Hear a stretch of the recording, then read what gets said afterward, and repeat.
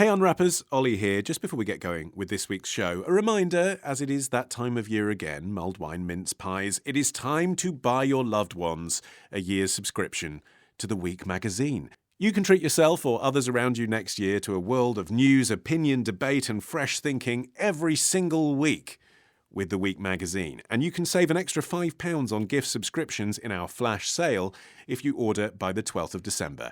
Just visit theweek.co.uk/offer and enter the promo code FLASH. Subscriptions start from just £33.75 for the first 13 issues. That's a third off the shop price. Gift subscriptions begin with the first issue of the new year. That's promo code FLASH at theweek.co.uk/offer. And now, on with the show. It's the week ending Saturday, the 4th of December, and this is The Week Unwrapped. In the past 7 days, we've seen the Omicron variant rapidly becoming the dominant strain of COVID-19 in South Africa, the Women's Tennis Association suspending all tournaments in China in response to concerns for player Peng Shuai, and the death of legendary Broadway composer and lyricist Stephen Sondheim at the age of 91. But we're here to bring you some stories that passed under the radar this week. Big news not making headlines right now, but with repercussions for all our lives. I'm Olly Mann, and let's unwrap the week.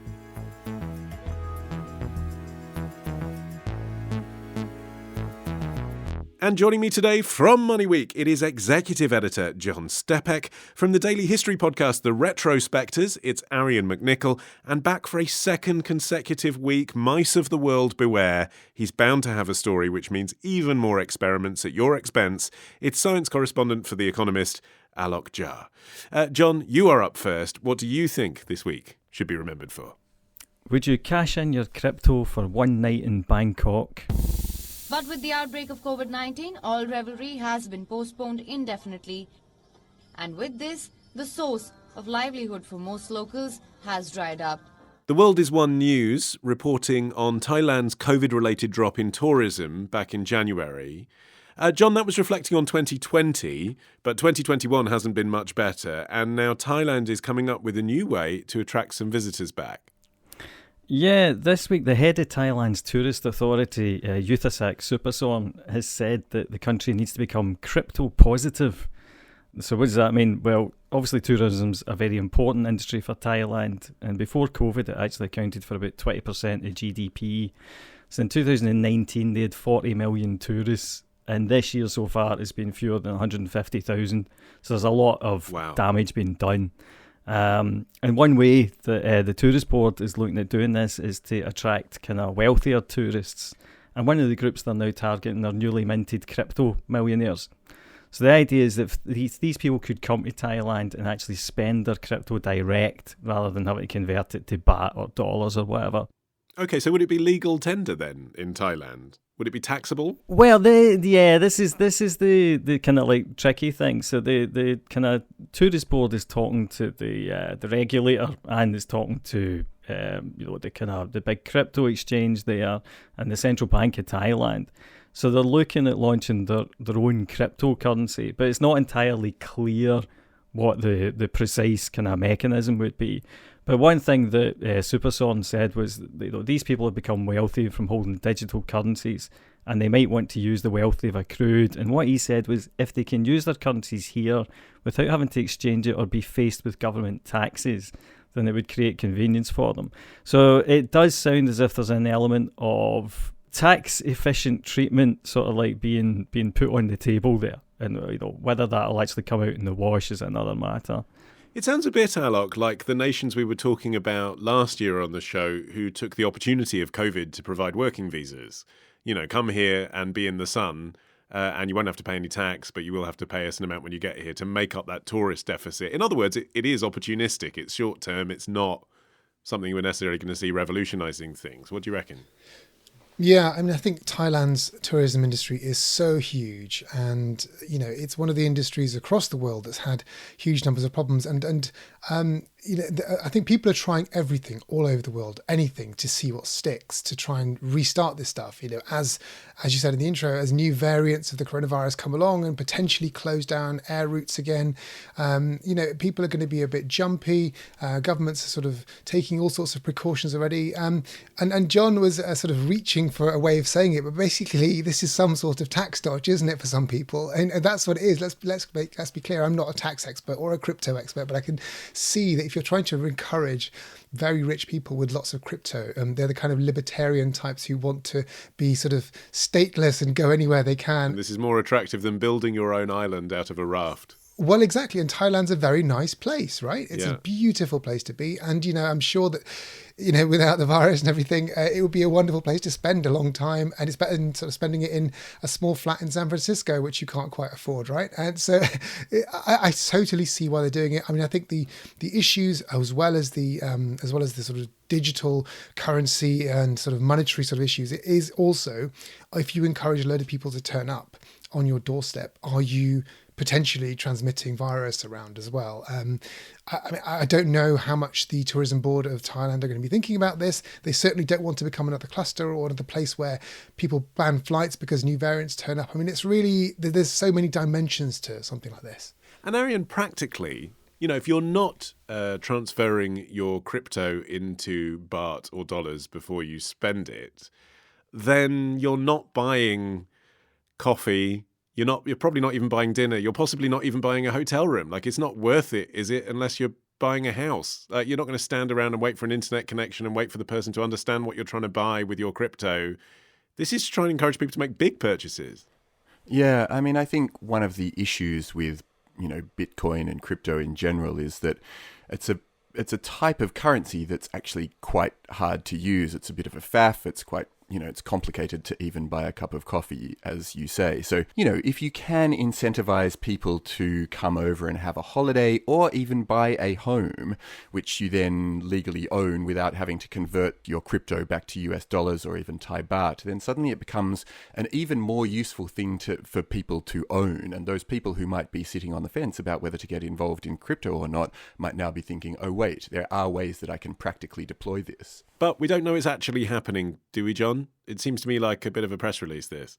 Well, we don't know that it's definitely happening. As Alok says, a lot of this is about... I mean, I think one of the interesting things here is that there's a smaller pool of tourists now to go around, and there will be for a while. I mean, it's interesting because whenever the same story that this was talked about, the guy also talked about Russell Crowe. And Russell Crowe had just sent out a tweet about some great burger joint in Bangkok or something like that. And so the idea is, in a way, is you kind of want to upgrade your class of tourists. And I think like an interesting comparison is Bali. I mean, I remember I did a kind of pseudo gap year about 20 years ago. And Bali was very much a kind of backpacker destination. And now every time you kind of look at kind of, brochures for Bali, it's all really high-end spa stuff. It's the same people, isn't it, going there? It's 20 years later. Yeah, it's kind of, whenever I went there, you could, for like $20 a night, all you can eat, etc., etc. But yeah, Bangkok, the thing that struck me about that little report that we kind of opened with was that, it's still full of backpackers. And so you get this sense that they would quite like to use the opportunity, because basically if you get half as many tourists spending twice as much, that's your economy sorted again. But also, I do think the other thing is, you have to remember that the kind of crypto movement is also a bit of a club. So there's still, in a way, it's got a lot of attention, but it's still quite a minority interest. Is it basically Americans as well, John? Like, who's doing it? Oh, it's not entirely Americans, but probably the biggest contingent is in America. Because the Thai government, would they then become a large owner of cryptocurrency? Are they going to convert it into baht? What do they do with it? Well, I suppose that the point is, if you end up being able to use it as legal tender, then you don't have to convert it. And that's the thing. I mean, that's what's kind of interesting about where you could potentially go with this. I mean, for example, El Salvador recently made Bitcoin legal tender. Now, El Salvador is not the kind of country that most people are likely to visit because obviously it's economically and politically a bit unstable. It's a kind of much kind of poorer country than Thailand, whereas Thailand is a significant, it might be technically an emerging economy, but it's a big player. So, but this idea that if you can swap your Bitcoin for a house, say, that's it. The Bitcoin can just stay in whoever's pocket you bought it from. It doesn't have to get converted back to anything, because if it's legal tender, then you can buy anything with it. One of the things that and this actually goes back to what I was just about to say, which is one of the reasons the crypto enthusiasts will be keen to support economies that are seen to be, as the tourist guy said, crypto positive, is because they want to see more adoption of crypto as legal tender, because eventually that means that it will kind of subvert the kind of the fiat currencies and the government-run currencies. So there is an element of, I guess, almost like political fan basing here in a funny kind of way. But there's also more risk, isn't there, Alok? I mean, cryptocurrency at the moment, anyway, always feels a bit like gambling. You know, it's a part of a portfolio, but you don't want to put your money in it. I'm no supporter of cryptocurrencies, nor do I understand them, to be honest. So take my following words with caution. I'm hearing what John's saying. Yes, of course they are a risk, because they're not fiat currencies, they're not government-run currencies, so that they don't have anyone sort of making sure that, you know, your crypto coins in your wallet maintain their value. They're essentially just big gold bars, or the equivalent of. They're just a store of value, which can go up and down depending on how confident anyone feels about paying for that thing. And that's the problem. They're not really currencies. They're just stores of value. It's just an asset class, isn't it? What I'm hearing, though, from John about all of this is that this is just a PR exercise, it seems, by the Thai Tourism Board to attract a particular type of person. The crypto thing is just a sort of way of signaling to those people, come to our country. I mean, it's not relevant to the tourism industry, is it? It's not relevant to how they're going to operate. And even if it is, it's not going to be a major source of the economy. Once the economies do go back to normal, they're going to go back to normal government-run currencies, because that's how they operate. It's just like a bat signal to libertarians around the world to say, come over here. That's what it is. It doesn't matter whether you use your cryptocurrency or not. But thinking about, you know, the risks involved in this sort of maneuver by the Thai government itself, it's not only connected to the riskiness of crypto as a form of currency exchange, but also if you go out of your way to change the fundamental aspect of your tourism industry, which did previously depend on around 40 million people, as John said, coming every year, and then instead seek out not even half, but Thailand's Minister of Energy, Sipathanapong Punmichao, went as far as to say that instead of trying to lure back those 40 million people, instead he thought that they could just go for 1 million big spenders who could generate the same revenue. But like many small business owners across Thailand, immediately accused the government of abandoning them, saying that the plan will obviously help like the luxury top end of the market. But all of those businesses that had built themselves up to cater for like the mid-range and budget travelers will see virtually no income from this. So, you know, that is a massive and important risk for Thailand as a whole. The PR element of it, though, Alok, might not even be as sophisticated as signalling to people who actually have cryptocurrency come to Thailand. It might be as simple, might it not, strategically, as reminding people that the words Thailand and tourism go together. You know, as the world comes out of the pandemic, it's like, well, when you book your holiday, remember, we're here. Again, not only is it signalling, I think, to those people, but also it signals to the world, give us some coverage so that you don't forget we exist. That's what it is. And the words crypto always get a bit of coverage, don't they? Whether it's positive or negative. In this world of social media and general blanketing coverage, good or bad coverage is good, basically, isn't it? It's just attention, isn't it? That's what it is. Could it remain good coverage, though, John? Or is there a backlash coming for crypto because of the risk? I've seen some stuff as well, commenters on websites, but still it's persistent everywhere, saying there's more environmental impact in crypto than in other currencies as well. I don't know if that's true, but basically saying the processing power of cryptocurrency is unenvironmentally friendly. So is there a backlash coming? There's definitely a risk. I mean, one, you can agree with it or you can't. You know, it's at the end of the day, everything uses up energy. The chips that are used to mine bitcoins, as in solve very hard sums to create bitcoins, are also used for high-end gaming computers. So, you know, you could easily make the argument, well, actually, high-end gaming, why are we burning coal to prop that up as something to do.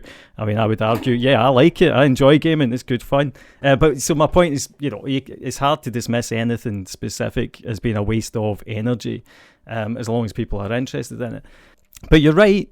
There is a risk there that if you associate yourself with crypto, then there's a kind of environmental argument against it. It is incredibly damaging to the environment. I mean, Bitcoin uses something like 100 terawatt hours of electricity every year, which is the same as Finland. It's the same energy requirements for Finland. Now, you might say, lots of industries use that thing, but, ultimately, the blockchain is incredibly labor intensive. It's incredibly power intensive. It pushes up the price of chips. It's not necessarily bringing in the same value as the gaming industry, for example. That's a multi-billion-dollar industry that provides a lot of entertainment and fun and jobs and all sorts of things. Bitcoin's not the same thing. And so we do have to reckon with this. And when Bitcoin was created, they never thought that, well, the creators, whoever that was, never thought that this would end up being so energy intensive. And in a world where we're thinking about climate change and electricity use, we have to question whether these things are a good thing or not. Okay, so I think we can hear Alok is crypto negative, John is crypto curious. Arion, where do you stand on this? Are you crypto positive? Crypto clueless, honestly. I don't pretend to have any sophisticated understanding of it. I'll give you the final word, John. You've chosen this as your story of the week, John. What are the implications for us in the UK apart from, the nomadic libertarians who want a tax break in Thailand? What about everyone else? Well, long story short, I think it's significant because it just shows greater acceptance and interest in crypto. And one thing to be aware of is that eventually we are all going to be paying with central bank-backed digital currencies, which are different in that they aren't structured like Bitcoin, but they are built off the same technology. The difference is it will be like a fiat currency, which isn't on paper anymore. And that's got a hell of a lot of implications, but those we definitely can't go into in this particular podcast. Okay, we'll be investigating more about the New World Order with Arion after this.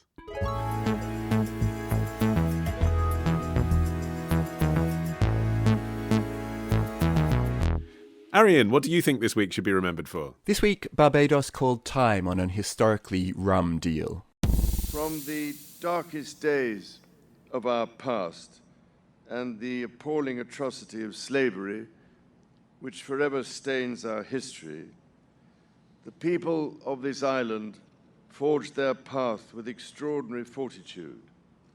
Your long journey has brought you to this moment, not as your destination, but as a vantage point from which to survey a new horizon.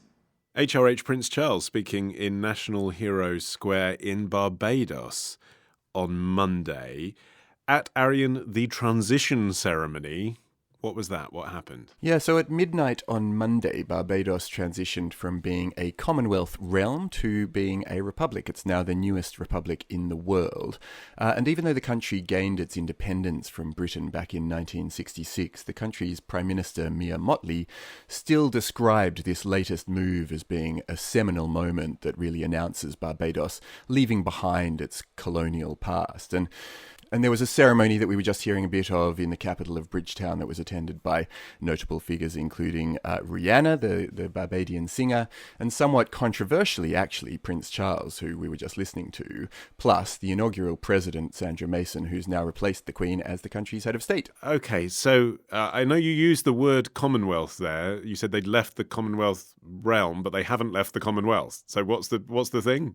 That's right. So they've now got a Barbadian person as their head of state. They're still part of the Commonwealth, but this is part of a sort of broader move that's been debated for years that kind of gained momentum during the Black Lives Matter protests in the United States, plus the growing demands for reparations for slavery on the island, which is still this sort of massive wound that's just never really healed. So just to be clear then, because I do struggle slightly, what happened, because like you say, they were independent anyway, they're still in the Commonwealth now. What's the word for what they've done? They've removed the Queen as head of state and got a new one. Is that a president? So they're now a republic, and yes, they've got a president now where they used to have a governor general. And Arion, for people who are unaware, and to be fair, it seems many Bajans weren't taught a great deal about this at school themselves until quite recently, what is the historic tie between Barbados and the British Empire? Well, yeah, it goes all the way back to 1625 when the first English ship reached the island under the command of a guy called Captain John Powell, who claimed it on behalf of James I. And it was from that time, which is now 396 years ago, that Los Barbados, which means the bearded ones, became an English colony. And the name itself is interesting. It actually got that name from the Portuguese, who were earlier visitors, whom some people say were kind of struck by the abundant fig trees that have a beard-like appearance. Other people have speculated that it's because there were actually bearded people living on the island, but regardless, anyway, Barbados is sometimes called the birthplace of British slavery because it's a place that, many of Britain's ruling elites made their fortunes from sugar produced on the island, supported by the slave trade. And particularly throughout the 17th and 18th centuries, monarchs of Britain supported and made a huge amount of money from that slave trade. Yeah, and that's something that royals visiting Barbados have never really mentioned before, Alok. Talking to the Bajans and saying you are the descendants of African slaves, acknowledging the role of the British monarchy in them being there. And yet here was Prince Charles, as we just heard, acknowledging colonisation in his speech. So do you think the royals are evolving their view? And if so, why? I couldn't begin to think about what the royal family really think in their minds about all of this. I mean, their entire existence and the larger British Empire is based upon the toil and bodies and lives of so many millions of slaves all around the world, of course, not just here in Barbados. But it's important that the people of Barbados decided to take some control of all this history. And of course, they're an independent country. They have their own economy and all of these things now. So in some sense, you might think, well, what's the difference? But I think it does matter to have somebody who looks like you as your head of state, who actually is living in the same place as you, has the same sorts of values and the same sorts of perhaps struggles and things, rather than a king or queen thousands of miles away who represents nothing but that colonization. So I think that it's really, really important. And I think that with regards to your question about the royal family, I mean, the smart members of the royal family, I'm sure, think about this stuff all the time. There's not much they can do about it because they have to fulfill a role. And, people perhaps give some of them a hard time about this. What are they going to say? What do people expect them to say? Oh, we're really sorry, here, have some money or something. They're not going to do that. So the most they can do is what Prince Charles did here, which was to make a speech about it. And I have to say, in possibly the most, he just didn't seem very interested in what he was saying in that speech, if I'm honest. So maybe that's just me, or maybe he was tired, who knows.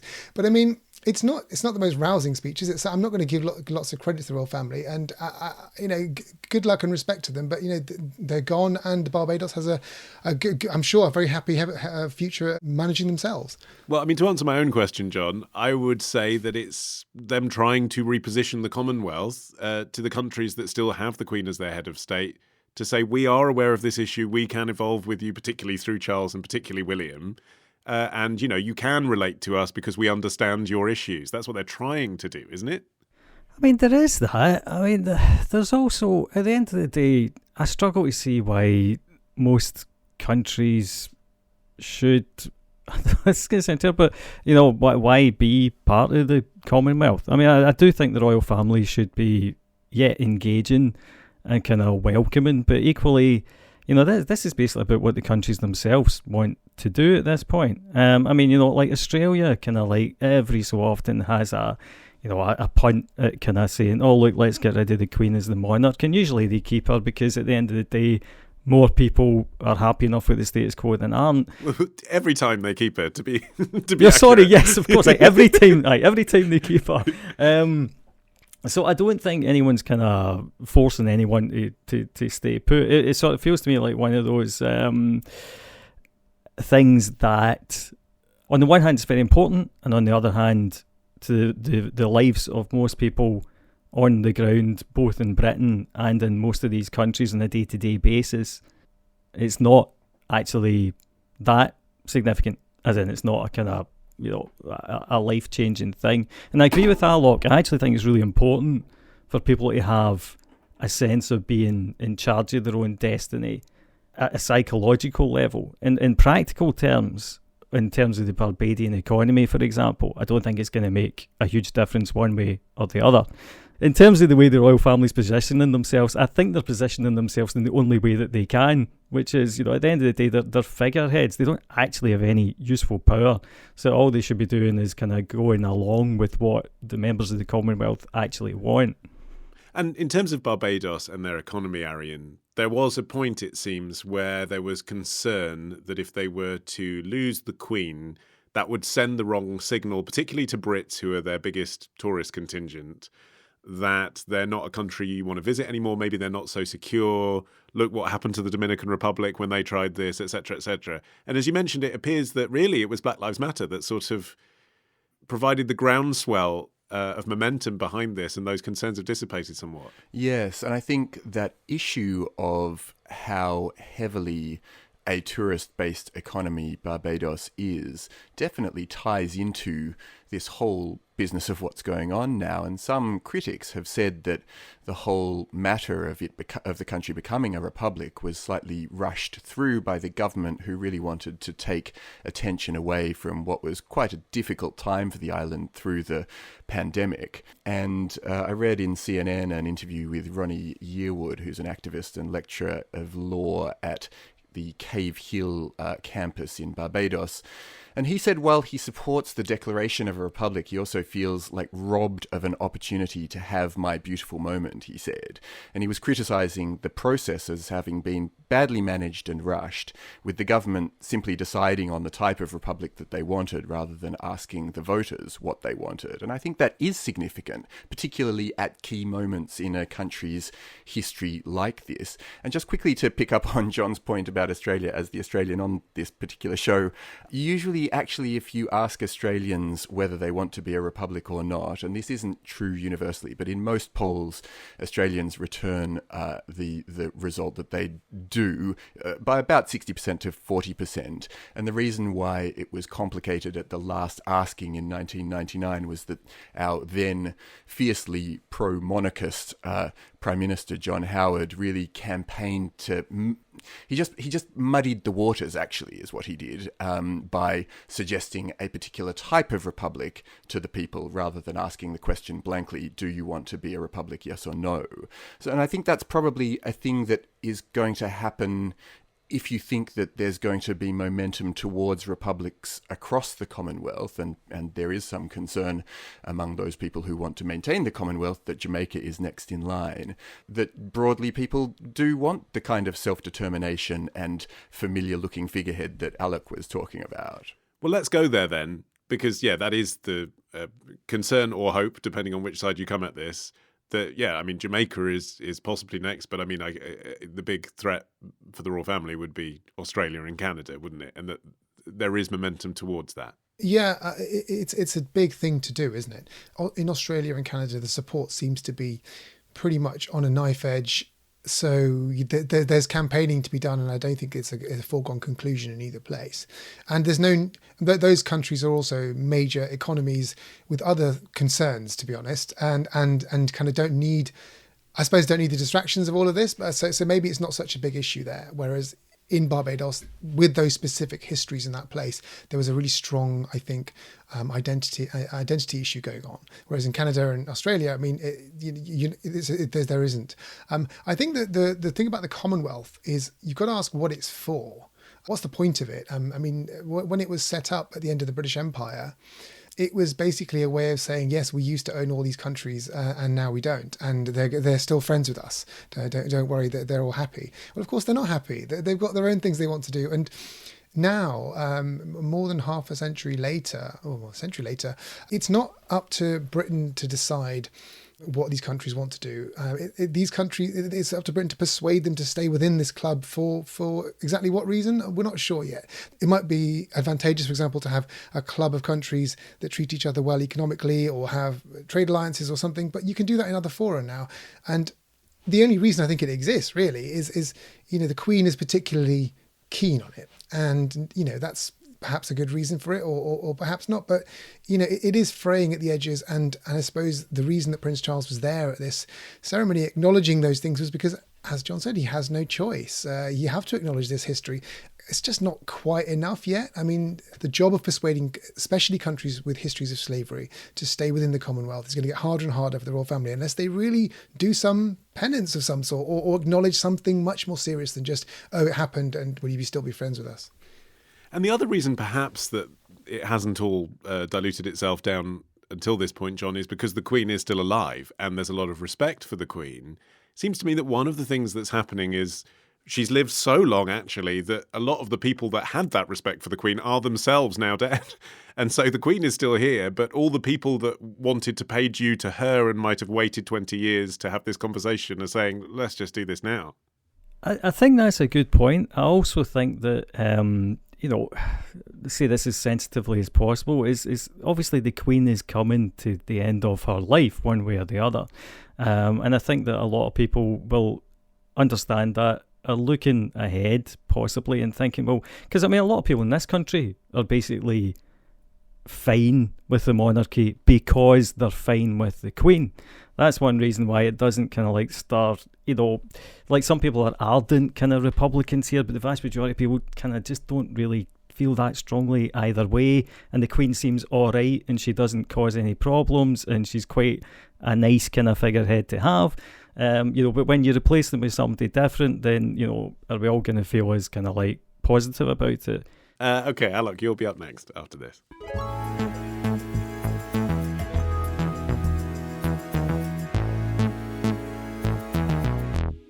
Okay, Alok, you're finishing the show. What do you think this week should be remembered for?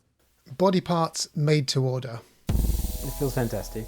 It's amazing. I've been waiting for this for pretty much my whole life. I've lost my eye when I was 7 years old, and having lived with this for such a long time, the closer you get to the real thing makes me feel more and more confident. I leave the house each day, I look in the mirror.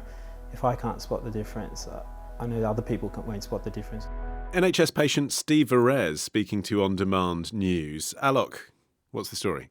So Steve there was a patient at Moorfields Eye Hospital in central London, which is one of London's and probably the world's most advanced eye hospitals. And he was talking about his new prosthetic eye, which had been printed in a 3D printer rather than being crafted by an ocularist.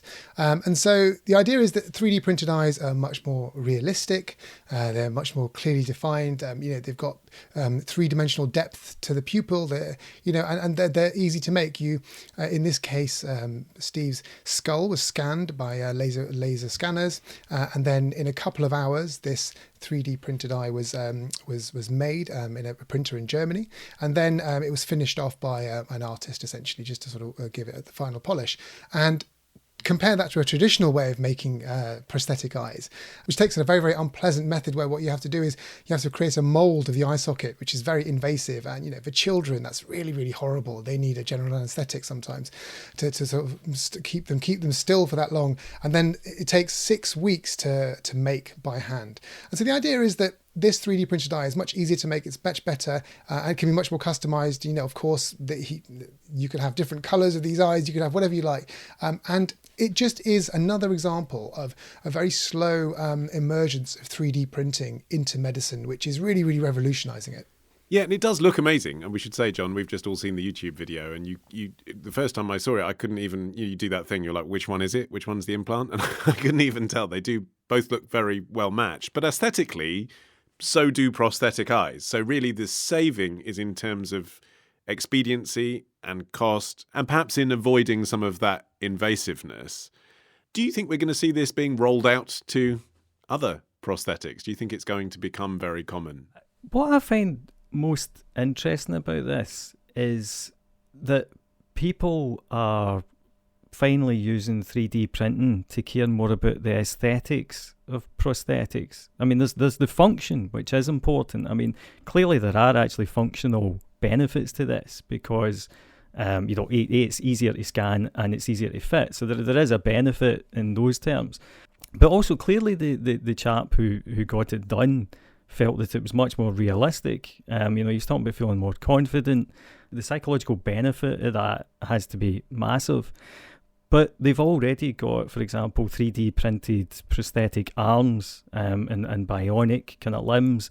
And when you look at the way that they've advanced them, particularly for kids, where, you know, you can now get a custom-made prosthetic arm for children that looks like Iron Man's arm. It's not a kind of NHS specs from the 1950s looking device. It's something that can make these children and people who've clearly been through an extremely traumatic kind of like incident often to end up needing a prosthetic arm, you know, just feel more confident and feel much better about themselves. And actually, the significant change, Arion, is that it has been professionalised. I mean, the point is, as Alok was saying, it gets sent to a factory in Germany where they know how to make it. Whereas often when journalists talk about 3D printing still, it's kind of like, oh, one day you'll be able to print your own eye at home. I mean, yeah, maybe in 100 years, but it's not really relevant right now, is it? No, and this is a collaboration between the European company called Fraunhofer Technology and a British group called Occupy EYE Limited. So, you know, this is a sort of success story of that pan-European and British kind. But I think the hope is that actually what you will see through involving 3D printing in the process at all is to actually simplify the process and make it much cheaper. And I read that the hope is that with this technology in particular, a single 3D printer would be able to fulfill the annual requirement of around 10,000 prostheses required for the UK market in terms of people who need replacement eyes. And I think that's really fascinating. Do you see lots of stories like this, Alok, or is this unusual? No, this isn't actually unusual. There are loads of examples of 3D printing in medicine being used in this very professional way. So a girl in Wales back in July had a 3D printed ear because she was born without one earlobe on one side, and so therefore the doctors created this thing, and they made it from stem cells as well. So the idea was that there was a scaffold made from plant-based materials, and then human cells were put onto that and grown onto it. So 3D printing doesn't just work with plastics and those sorts of things. It works potentially with human cells as well, so you can grow an ear. And she's obviously had it grafted on and is feeling more confident and can have a much more happy, normal childhood as a result. 3D printed prosthetic arms and hands have been around for some time.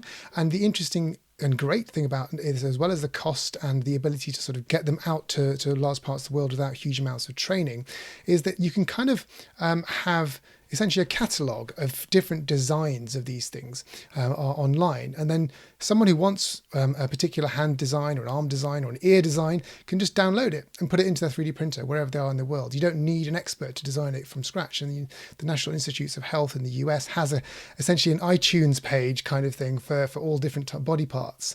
And you can download it wherever you are in the world, print it off, and off you go.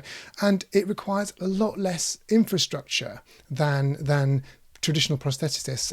Just bear in mind what it takes to make a prosthetic limb, let's say, in a place, let's say in Cambodia or somewhere where there are many landmine victims who have lost arms and limbs. And we're talking about prosthetists would have to make a cast of that person's stump. They have to understand the physiology of that stump to understand which bits of it are working and where the nerve endings are and everything. And then you have to make multiple casts. And so these people have to carry tens of kilos of material around villages to sort of actually build these things for people. And obviously what happens in the end, of course, is that you end up having to use whatever's on the shelf in terms of prosthetics. Whereas with 3D printing, you take a computer and 3D printer, go and scan that limb and the stump, and you build it right there, custom for that person. It makes it easier for that person to live, and it makes it much easier for the prosthetist to go around doing this sort of stuff. So you can see how amazing this stuff actually is. And I guess that's where it overlaps with your beat a bit, John, in terms of emerging economies and how developing countries might use this technology. And I suppose there wouldn't be such a chasm between, you know, the medical treatment and other economical signifiers in those countries as opposed to the West. No, it's really important because it's a way to bypass infrastructure, and a lot of this kind of leapfrogging technology is based on that. The other interesting thing is 3D printing has been around for so long now, and I think that it's sort of it's an insight into how long it takes for a promising new technology to really start to actually live up to its promise. It's the ears thing was interesting, but there's also the thing about 3D printing kind of internal organs at some point in the future as well, like kidneys and things like that. So I mean, it's got incredible potential, and as you say, the nice thing about this type of technology that can use digitization and customization to bypass the sort of infrastructure we used to need is that developing countries can catch up faster. It's like I was reading about a company that ships blood around Rwanda with drones now. Bill Gates backed company, and so again sort of bypassing an awful lot of the medical infrastructure you would once have needed to do that. Fascinating. Yeah, I thought you were going to say 3D printed blood for a minute there. I'm sure 3D printed blood is not far away, or something similar. I'm serious. Digitization is the sort of key word here. Basically, what's happening here is that someone's creating some knowledge about how to make an eye, a prosthetic eye or a prosthetic arm or whatever, and that information can be digitized and shared around the world really quickly in a way that has never been possible before, to allow people to have much better lives. Let's just be honest about that.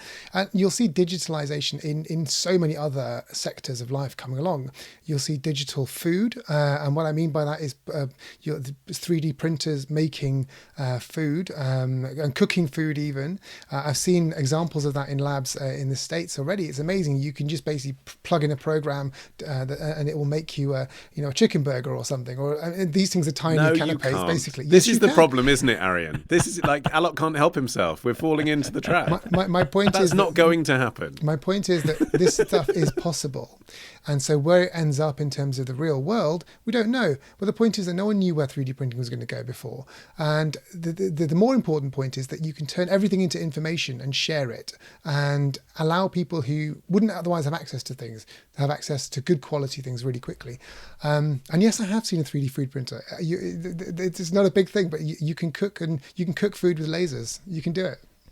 Pizzas. Can you cook insect burgers? Oh, insects. Arion, That's slightly different. Can you finish us off with a more serious suggestion of where this technology might go than a 3D printed chicken burger? When you're eating a 3D printed hamburger, Ollie, I don't know when it's going to be. I'm going to remind you of this conversation. Well, I must say one of the really exciting aspects of the research that I did when I was looking into this was an incredible piece of work that's being done at the University of Sydney, actually. Researchers have created a safe and stable long-term implant over a 3-month period that really, they think, paves the way towards being able to restore sight. And actually, it's in a particular type of people who are experiencing vision impairment, people who are suffering degenerative diseases rather than people who have lost an eye, like Steve Vers, who has got this prosthetic. But it's just an exciting idea that we're not far away from being able to give back sight to people who have lost sight. So as well as being able to restore their sense of self-image, also offering them the ability to see again is just hugely exciting to me. University of Sydney. So it's good to hear. We're still getting pioneering research from countries where the Queen is still head of state. That's it for this week. My thanks to Alok, Arion and John for their stories in 2D on this Zoom call, but still a delight.